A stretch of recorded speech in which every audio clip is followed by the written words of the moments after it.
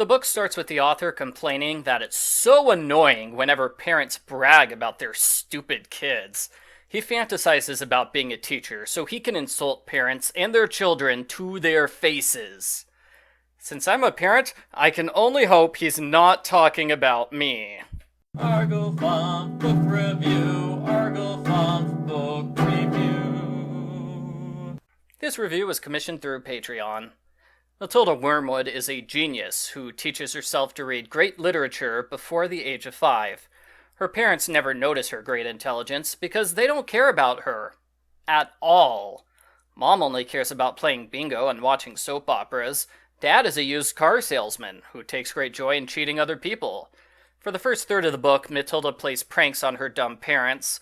And by that, I mean Matilda plays pranks on her dad because Mom never makes her angry. Matilda puts super glue in Dad's hat so it gets stuck to his head. She makes him think the house is haunted by hiding a parrot in the chimney. Finally, she slips her mother's hair dye into Dad's shampoo so his hair turns platinum blonde.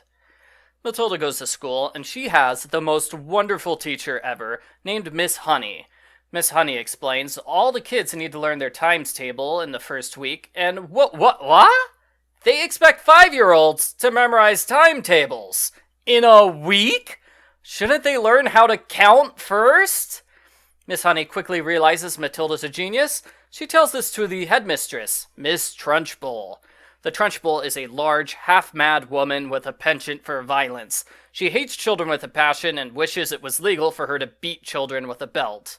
It sounds to me like Miss Trunchbull should get a different job. She should not be a principal.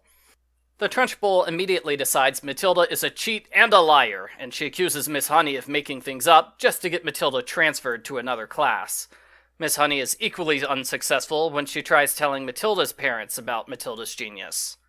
We learn more about the Trunchbull's cruelty. She locks kids in an Iron Maiden to torture them, she throws children with regularity, and she forces a boy to eat an extra-large cake. I never understood that punishment when I read this book as a kid. What's wrong with giving a kid cake? Cake is delicious! Reading this book as an adult, I cannot believe the boy did not throw up multiple times eating a huge cake in one sitting. Matilda's friend Lavender decides to prank Miss Trunchbull by putting a newt in her water jug. This is a terrible idea, which is likely to result in severe injury. I would not have risked it. Miss Trunchbull yells at Matilda's class and dangles multiple boys in the air for answering her questions incorrectly. When the newt is discovered, she blames Matilda and threatens to expel her. Matilda is so mad, she gets the power to move items with her mind. She knocks the water glass over, spilling the newt onto Miss Trunchbull.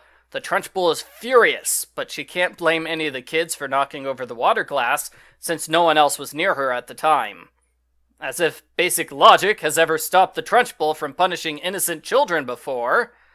Matilda learns Miss Honey's rather sad life situation. Her aunt is Miss Trunchbull. Decades ago, Miss Trunchbull killed Mr. Honey and produced a fake will, leaving everything to her. She forced Miss Honey to be her slave, and to this day, she gets the vast majority of Miss Honey's salary, leaving her only £10 a week to live on. I don't know how much that is in dollars, but Matilda is probably smart enough to convert it in her head. Matilda practices her telekinetic powers. She uses them to write threatening messages on the chalkboard, making it seem as if the ghost of Miss Honey's father wants revenge for his murder. How very much like Hamlet. Miss Trunchbull faints, and she's never seen again. The father's real will is discovered, and Miss Honey inherits everything. She also gets to adopt Matilda when her parents flee the country to avoid the police. And so, Matilda and Miss Honey live happily ever after. The end. Post-book follow-up. This book is fantastic, but I'm always a little disappointed by the end, where Matilda loses her telekinetic powers. No! Her powers are awesome! There are so many cool, interesting things she can use her power for. She can make herself fly! She would never lose her keys again! Those powers are great!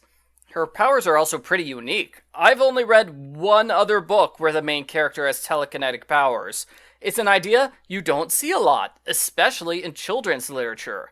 You could argue it's cheating for Matilda to get magic superpowers without any explanation, and yeah, that's kinda true. Admittedly, it would have been nice to see Matilda beat the Trunchbull with just her brain power alone, but her powers are so cool, I'm willing to overlook the fact that they go unexplained. Miss Trunchbull is a memorable villain who is very well done. It's difficult to have a character be humorous and terrifying at the same time, but the author nails it. She is such a strong presence that I barely notice Matilda's parents disappear as soon as the Trunchbull arrives. It's no surprise this book is popular with kids. It has a lot of kids being awesome, adults being foolish idiots, and kids triumphing over the adults. Those are all story ideas that entertain kids. Also, the book is fantastically illustrated. Overall, it's a funny, imaginative, fantastic book with great characters. I would recommend it to anyone. I give Matilda a perfect 10 out of 10.